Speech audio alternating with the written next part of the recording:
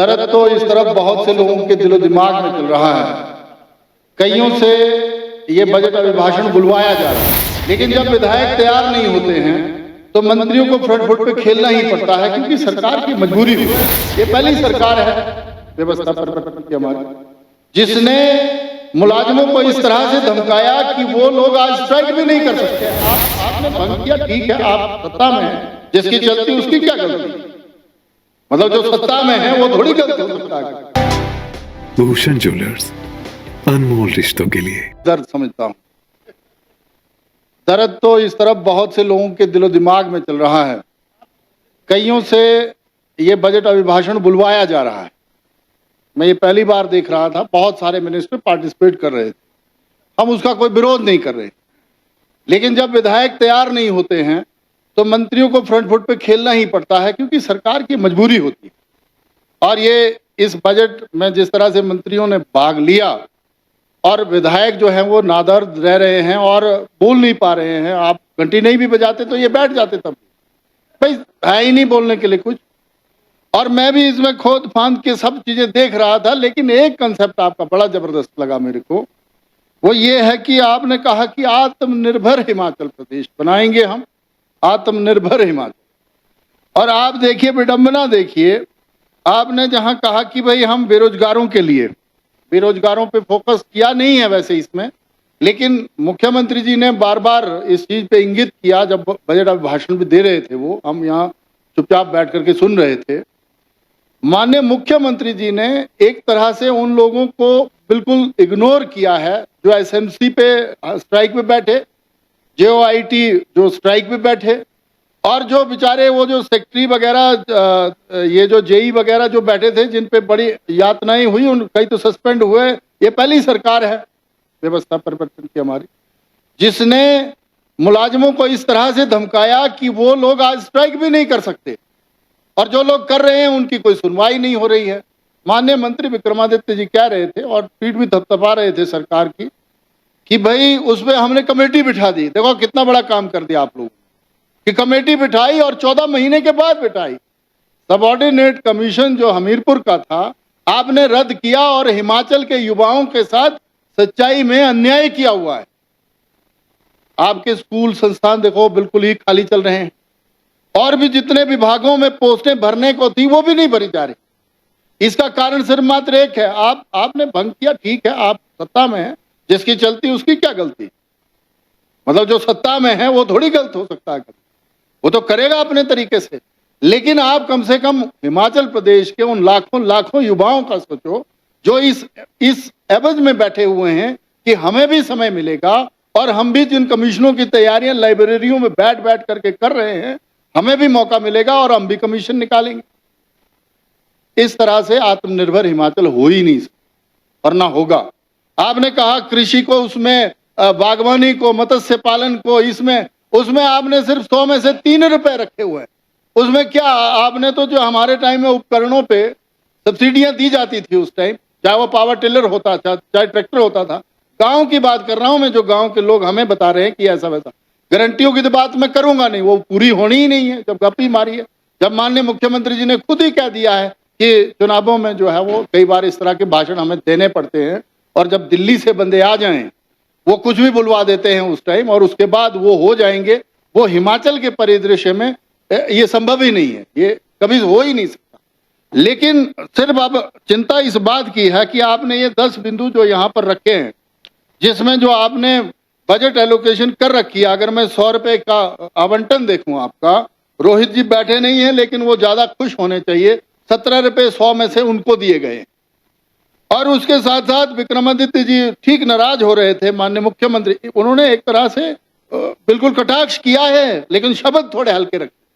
उन्होंने कहा कि मेरा बजट घटाया गया है। विक्रमादित्य ने अपना दर्द कहा है, उनको करना भी चाहिए। उनको जो है वो पीडब्ल्यूडी में सिर्फ और सिर्फ मात्र 8 रुपए दिए गए हैं 100 रुपए में से। मैं थोड़ा हल्के तरीके से, हिमाचल की जनता सुनती है इसलिए उनको बता रहा हूं कि आपका विजन क्या है, आप किस तरह से सामाजिक सुरक्षा पेंशन पे जो है वो 4 रुपए खर्च कर रहे हैं, पेंशन ना 17 रुपए खर्च कर रहे हैं आप, और ऋण अदायगी पे 9 रुपए आपको देने ही पड़ेंगे। ऐसा मैं इसीलिए कह रहा हूं कि देखो हम कोई अर्थशास्त्री नहीं है कि आर्थिकी में हमारा बड़ा हाथ स्ट्रॉन्ग है, लेकिन बड़ा बड़ा हिसाब हमें भी आता है कि अगर आपके 100 रुपए जेब से गए हैं मार्केट में तो आपने क्या क्या लाना है, क्या क्या करना है और किससे आपका परिवार चलना है।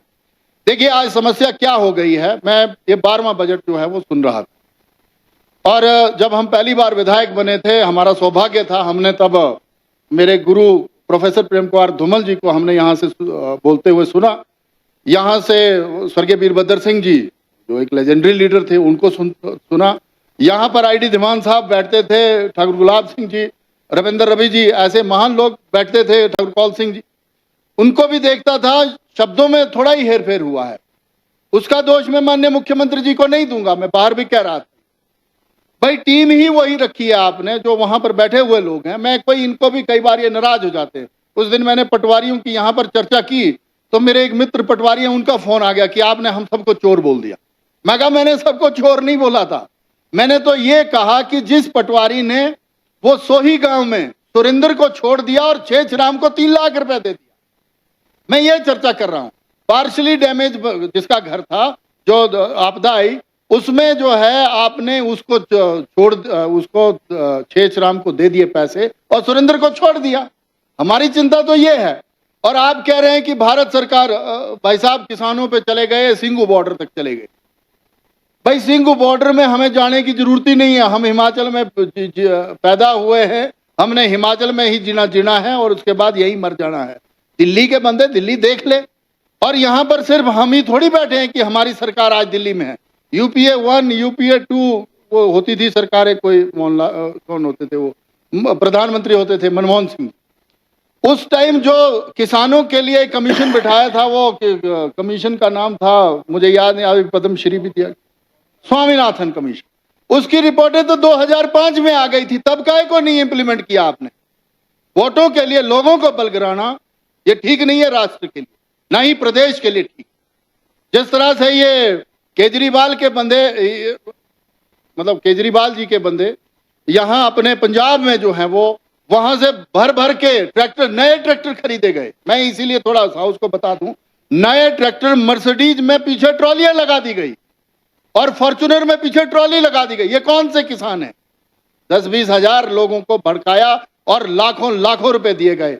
और किसान क्या हिमाचल में नहीं है? क्या हिमाचल में तो आप ही की सरकार है, यहां क्यों नहीं भड़क रहे? मैं कल यूपी में था, वहां सहारनपुर मेरठ की तरफ से आया, लेकिन वहां पर भी कोई ऐसी मूवमेंट नहीं है। भाई उनके काम वही होने हैं, हमने क्या लेना देना उससे? हम करते हैं हिमाचल की बात। अगर आप सच में हिमाचल को आत्मनिर्भर बनाना चाहते हैं तो 3 ही सेगमेंट है जिसमें हमको काम करना चाहिए। मैं सजेशन दे रहा हूं, मैं कोई आलोचना नहीं करूंगा कि भाई क्रिटिसिज्म के लिए मैं खड़ा हुआ हूं, मेरे मुंह में किसी और की जुबान तो है ही नहीं। राज इंदौरी साहब कहते थे हमने जो कहना वो कहना ही है। लेकिन हम यहां पर 3 सेगमेंट में काम कर सकते हैं, जिसमें पर्यटन है, बिजली में बहुत बड़ा पोटेंशियल है जिसका दोहन हो सकता है। 10,000 तक हम पहुंचे हैं, उसको 27,000 तक खींच सकते हैं। उसमें मुझे लगता है कि अच्छे ऑफिसर रख करके, कोई जो यहाँ पर बैठे हैं वो भी ठीक ही होंगे, लेकिन जो सरकार चला रहे लोग हैं, ज्यादातर ऑफिसर तो आपके दिल्ली डेपुटेशन पे चले गए।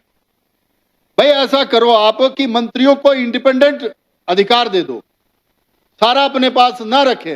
सुबह में जिगजैग देख रहा था, ये जो उसमें माननीय विक्रम जी ने विषय उठाया था, हर्षवर्धन जी की खींच भी मैं समझता था, मुख्यमंत्री जी की भी समझता था। ये जो खींचतान है आपकी अपनी, उसमें प्रदेश का भला नहीं होने वाला है और वो पूरा प्रदेश देख रहा है।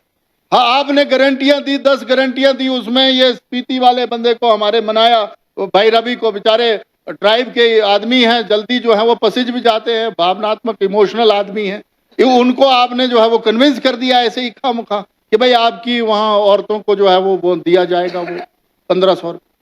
ये एक तरह से मैं कहूं कि हिमाचल के साथ पूरा पूरा अन्याय चला हूं। मैं इस बजट के संदर्भ में अपने चुराह विधानसभा क्षेत्र को लेके जाता हूं। मैंने यहां पर कहा कि पिछली बार भी कहा, जब मैं गवर्नर एड्रेस पे भी बोल रहा था कि भाई 10 करोड़ का बस अड्डा हमने बना करके तैयार कर दिया, उद्घाटन करवा दो आप। मिनी सेक्रेटरीट के लिए हमने पैसा दिलवा दिया है, उसका टेंडर क्यों नहीं करते, उसका काम क्यों नहीं चलाते? श्रेय आपको ही जाएगा, आप ही फट्टा लगाओ, हमें नहीं पट्टों से मतलब। फट्टा जो है वो जो लगने थे वो लगी गए हैं। मेरा एक निवेदन आपके माध्यम से और है सरकार से कि चुराह जो है वो बहुत ही दूर का इलाका है, दूर का इतना है कि कई बार पड़ोस में बैठा हुआ व्यक्ति भी हमें नहीं समझ पाता, इतना दूर का इलाका है हमारा। मेरा ये आपसे आग्रह है कि हमारी भावनाओं को कब समझेंगे आप? ये तो अपोजिशन में है, तब समझ नहीं आ रही है, कल सरकार में होंगे तब क्या समझेंगे हम लोग। मेरा ये आपसे आग्रह है, आपसे निवेदन है आपके माध्यम से कि देखो, हमें नहीं किसी का डर, हम आए हैं चुराह की जनता की वजह से यहाँ तीसरी बार, और हमें ये 12वां बजट सुनने का मौका भी उनकी वजह से मिला हुआ हूं। मैं धन्यवाद करता हूं चुराह की मिट्टी को कि उनकी वजह से कम उनका पक्ष रखने का मौका मिल रहा है। जब चुनाव लगे थे तभी मैंने ये कहा था, मैं कहा ये झांसे में मत आना, जो नया बंदा चुना जाएगा उसको 2, 2.5, 3 साल तो पता ही नहीं चलता, हमें भी नहीं चला था। ये तो प्रोफेसर प्रेम कुमार धूमल जी, भाई विक्रम जैसे, भाई रणधीर जैसे लोग होते थे, वो थोड़ा थोड़ा गाइड कर देते थे हमें, तो थोड़ा बहुत हम 2 भाषण दे देते थे।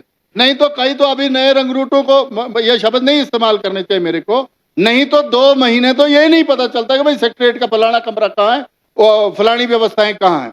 तो हमने तब भी कहा कि आप कांग्रेस के झांसे में मत आओ, ये आपको ठगेंगे। बड़ी मुश्किल से हमने एक जगह बनाई है हिमाचल की राजनीति में, तुम नए बंदे को जिताओगे और वो आकर के यहाँ 2 दिन चिल्लाएगा, तीसरे दिन उसको भी अपनी औकात समझ आ जाएगी। मेरा ये मैं कहना चाह रहा अपनी जनता को। तो मैं अपनी जनता से ये कह रहा हूं कि जब तक मैं यहां बैठा हूं, आपके अधिकारों के लिए बराबर हम लड़ते रहें। अभी समस्या क्या आ गई है कि जब हमारी सरकार थी पिछली बार, अभी माननीय जयराम जी चीफ मिनिस्टर थे, इनकी बहुत ब्लेसिंग्स मिली हम, जो हमें लगता था कि शायद हम उस टेन्योर में इतना नहीं कर पाएंगे। 246 सड़कें मैंने बना दी, चाहे जैसे भी व्यवस्था करी हमने कर दी। यहां पर अभी डंगा गिरा है, चंबा तीसरा रोड हमारी बंद है। मैं अभी भी एक्शन साहब से यही बात कर रहा था कि भाई साहब कितना टाइम लगेगा, भाई हाईटेक जमाना है, तुम्हारे पास एलएनटी है, आजकल तो वो फ्लोरी बोलते हैं उसको, वो लगती है, तो क्या नहीं होता, सब कुछ होता है, पर व्यवस्थाओं को मैनेज कैसे करना है, व्यवस्थाएं कैसे ठीक करनी है, वो उनको आना चाहिए। अभी हमारे 4 पंचायतें हमारी वैसे कटी हुई हैं, मेरी कल्हेल, करेरी, चरोड़ी और जो बड़ो है, ये पंचायतें कटी हुई है। आयल तक अभी पीछे उस दिन मैंने यहाँ भाषण दिया, अगले दिन बस चली गई।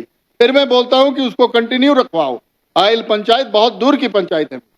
ये जो डिवीजन बिजली बोर्ड का हमने खुलवाया था, वो इसीलिए खुलवाया था कि चंबा में सिर्फ 2 ही डिवीजन है, एक डलहौजी में आता है, एक चंबा सदर में आता है। चंबा वाला बरमौर को भी फीड करता है और चुराह को भी फीड करता है। 3 विधानसभा क्षेत्र जो है वो एक डिवीजन के अंतर्गत आते हैं। अब अन्याय देखो चंबा वालों के साथ, हम लोगों के साथ। परसों जब अब बजट पढ़ा जा रहा था तो मैं स्पीकर साहब की तरफ देख रहा था, स्पीकर साहब अभी है नहीं, वो भी अपनी जगह कुंठित हुए होंगे। जितना बजट हमने पढ़ा, 2 जगह ही सिर्फ चंबा का नाम है, चंबा का कहीं जिक्र ही नहीं हुआ है। रेफरेंस में चीजें हुई है लेकिन वो बात नहीं हुई है। देखो, हम आत्मनिर्भर तभी हो सकते हैं, व्यवस्था परिवर्तन का डायलॉग भी तभी बोल सकते हैं, आपको एक पायलट बेसिस पे या एक रिमेडियल, जिसको हम कहते हैं, हम जो हमारा वीकर स्टूडेंट होता था, रिमेडियल क्लासेस लगाते थे उसको। हम कमजोर रह गए हैं इस विकास की रफ्तार में, तो आपको जो कार्यक्रम शुरू करने वो वहां से शुरू करने चाहिए। पिछली बार अटल आदर्श विद्यालयों की घोषणाएं हुई, हमने भी बड़ी रफ्तार से फाइलें चलाई, ये किया वो किया, लेकिन हम पिछड़ गए, फिर भी हम उसको जगह ही नहीं करवा पाए और ना ही वो हुआ, हमसे बजट नहीं एलोकेट कर पाए।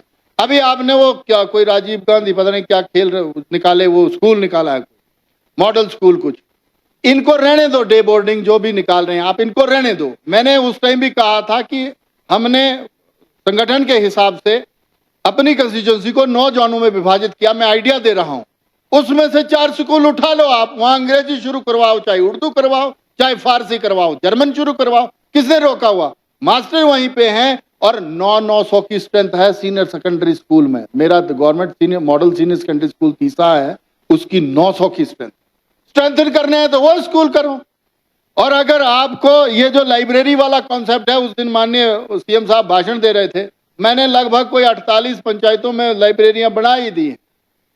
ये आज बोल रहे हैं हम कर बैठे हैं, जो हम अपने तरीके से कर सकते हैं वो तो कर रहे हैं, लेकिन मेरा आपसे आग्रह है कि मनरेगा का सदुपयोग करवा करके उसके कन्वर्जेंस से हम बहुत सारी चीजें कर सकते हैं, ये आइडिया दे रहा हूं। और उसके साथ साथ जो आप हमारा बैकवर्ड एरिया सब प्लान का पैसा है और हमारा जो अदर फंड और एसडीआरएफ वगैरह मिलते हैं हमें, एक बार कहो उनको कि डीसी जो है वो बैठे विधायकों के साथ और एक समग्र प्रोग्राम बनाए, तब समृद्ध हिमाचल, खुशहाल हिमाचल होगा। ऐसा फार्मूला हमें लगाना पड़ेगा।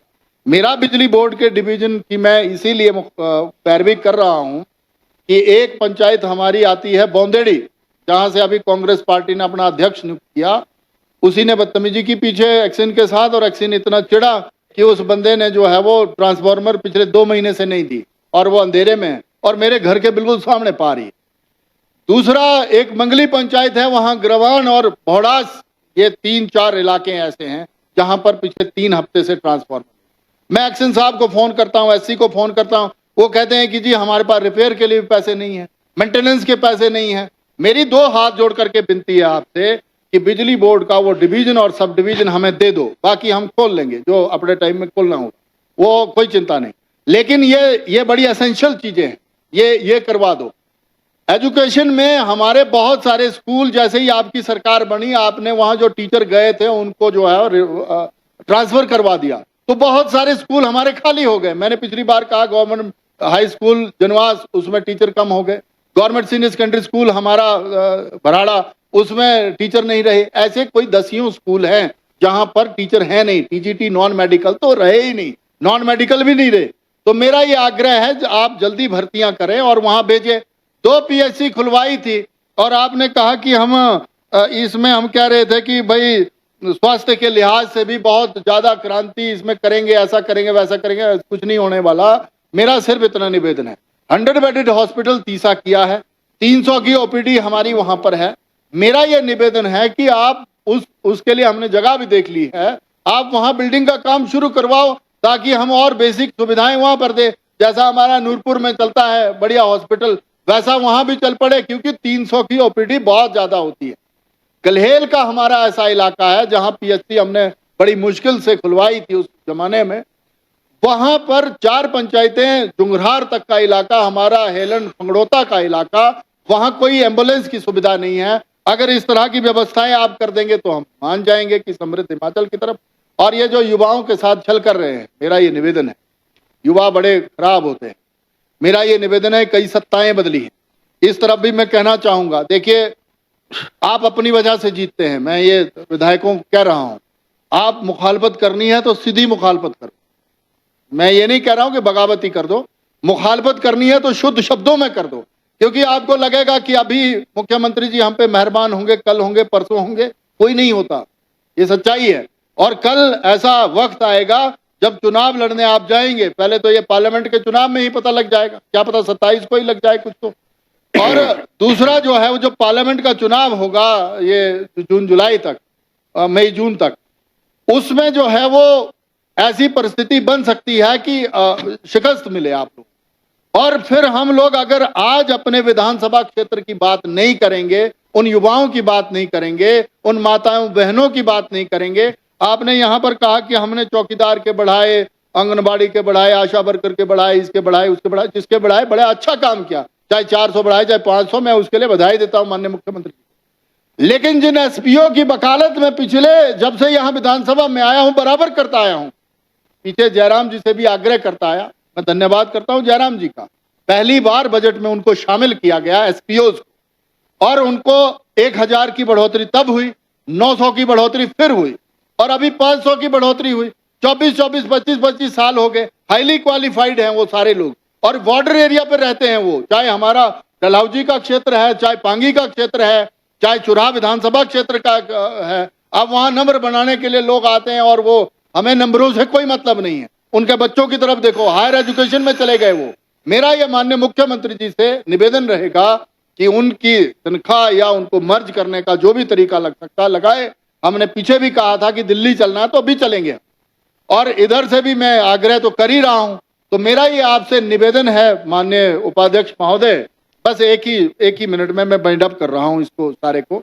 मेरा सिर्फ निवेदन इतना है कि आपने जो बजट पेश किया है, मैं समझ सकता हूं कई बार ऑफिसर लोग नहीं बताते होंगे, पता नहीं यहां आकर के पढ़ते हैं कि उससे समीक्षा भी होती है, क्या होता है नहीं होता वो हमें नहीं पता। लेकिन जो बेसिक चीजें हैं, एक तो हमारे पास कुछ नहीं है, ये शब्द हमें छोड़ने पड़ेंगे। हम लोग बहुत बदतर हालात में हैं, ये शब्द छोड़ने पड़ेंगे। दूसरी स्टेटें भी हमारी परसेप्शन अच्छी नहीं बना रही, कि आ गए ये लोग, जैसे पाकिस्तान के लिए बोला जाता है कि देखो भूखे नंगे ये लोग।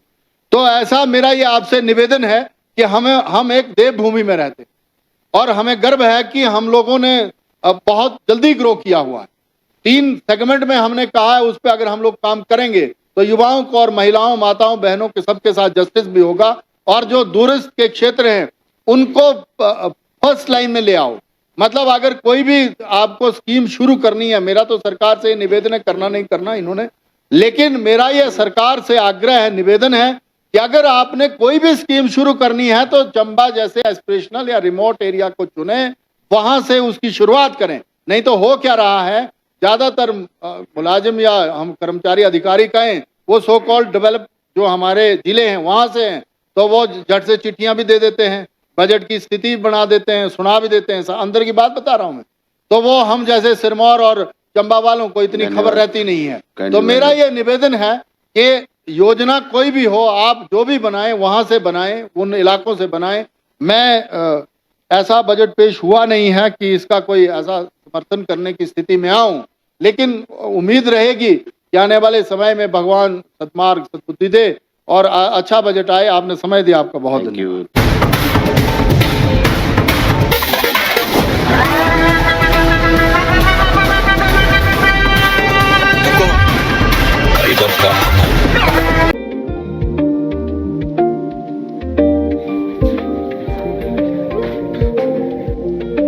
This news sponsored by A1 Family Beauty Salon near Axis Bank, Hamirpur Road, Una.